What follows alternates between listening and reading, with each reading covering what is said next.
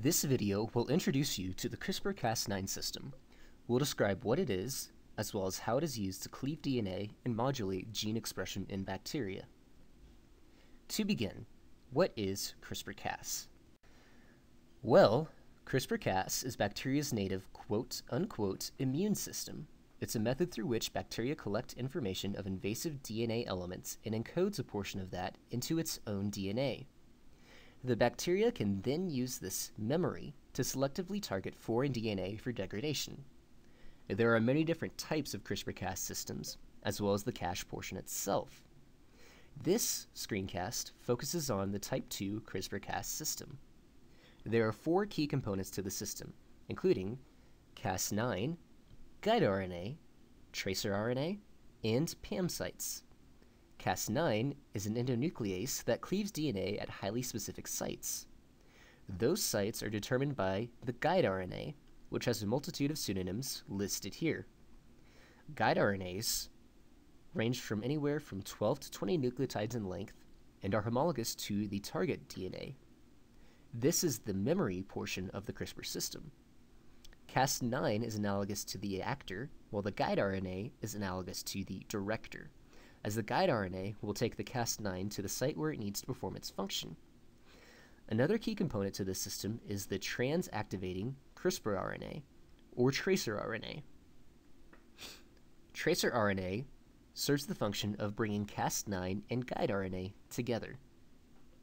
Finally, there is the very important protospacer adjacent motif, or PAM. The PAM is an NGG sequence that must exist at the 3' end of the guide RNA sequence and is required for the system to function. Now let's take a look at how we utilize the system to work in bacterial plasmids. To start, the guide and tracer RNAs are transcribed from a constitutive promoter.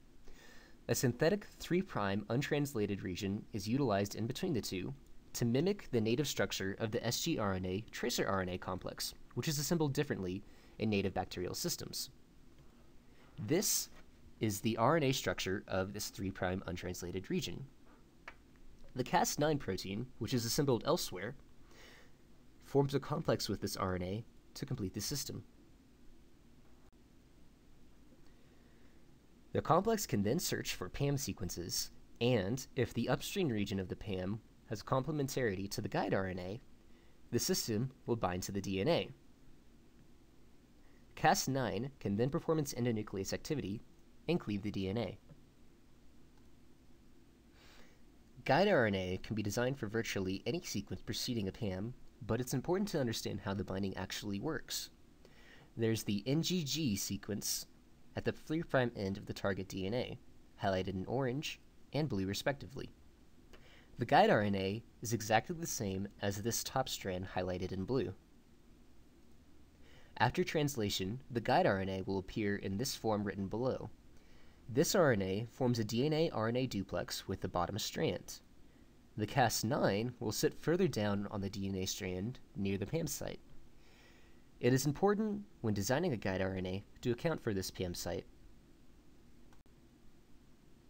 To conclude, we'll briefly look at 2 Cas9 variants with unique functionality for controlling gene expression.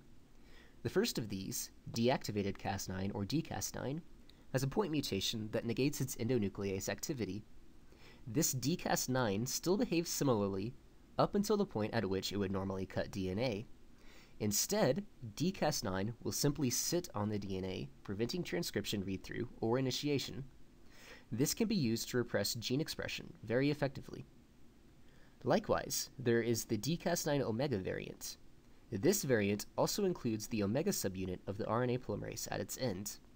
It can be used to recruit RNA polymerase to DNA, and if used properly, can actually help to increase gene expression. Here we show a general schematic of how these 2 constructs function. Feel free to pause the video and peruse this at your leisure. Together, these 2 Cas9 variants can be utilized as a light switch to turn on or off gene expression. dCas9 omega functions optimally when targeting regions 80 to 100 nucleotides upstream of the +1 promoter region.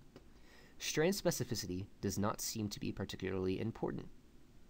Cas9 has more flexibility in its targets, as long as the regions overlap promoters or start sequences.